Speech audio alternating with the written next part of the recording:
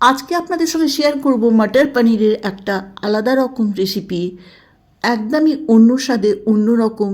যদি মটর পনির দিয়ে আপনারা বোর হয়ে গেছেন একই রকম রান্না করে, তাহলে এই রান্নাটা করে দেখুন, একদমই আলাদা স্বাদ পাবেন ভাতের সঙ্গে। এখানে আমি কয়েকটা উপকরণ ভিজিয়ে রেখেছিলাম।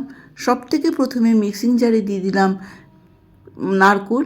আমি এখানে 2 টেবিল চামচ নারকোল দিয়েছি। তারপর মগজ ভিজিয়ে রেখেছিলাম 1 টেবিল চামচ মগজ, আর 1 টেবিল চামচ সর্ষে। এবার এটাকে মিহিন করে পিষে নেব। পেষাটা কিন্তু একদমই সম্পূর্ণ মিহিন হওয়া চাই। কড়াইতে 1 চামচ সর্ষের তেল দিয়ে আমি 1.5 কাপ কড়াইশুঁটি দিয়ে দিলাম। অল্প একটু জল আর নুন দিয়ে আমি এটাকে ভাপিয়ে নেব।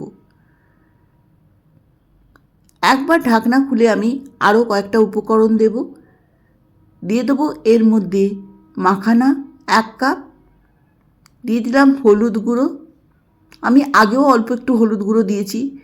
দিয়ে দিলাম এর মধ্যে আদা কাঁচা লঙ্কা বাটা, স্বাদ মতো নুন,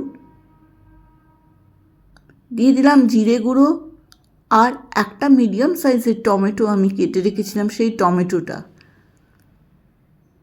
এরপর ফ্রেশ পনির আমি এখানে 250 গ্রাম নিয়েছি।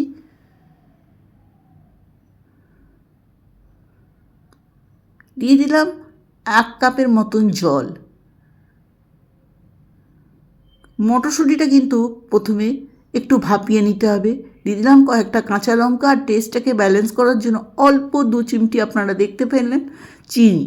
এরপর পেষা মশলাটা দিয়ে দিলাম, যেটা নারকোল, সর্ষে আর মগজ।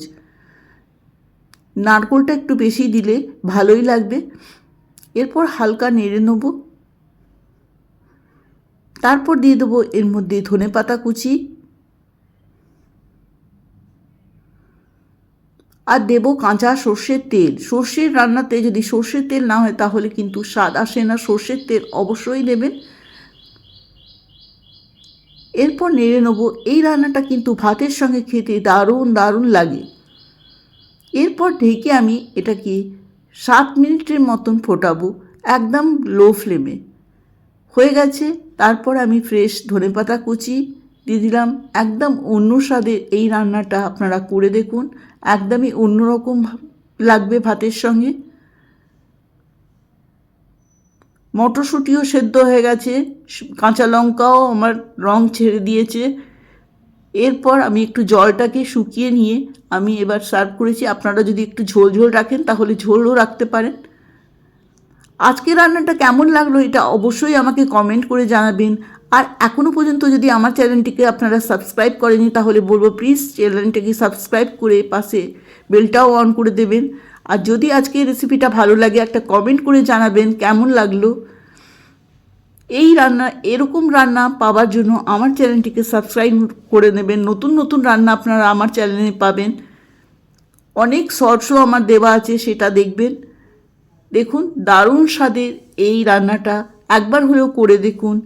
সর্ষে দিয়ে মটর পনির একদমই অন্যরকম স্বাদের, অন্য টেস্টে, ভাতের সঙ্গে দারুণ লাগবে। আর আজকের রান্নাটা দেখার জন্য আপনাদেরকে অনেক ধন্যবাদ জানাই। ভালো থাকবেন, সুস্থ থাকবেন, নমস্কার।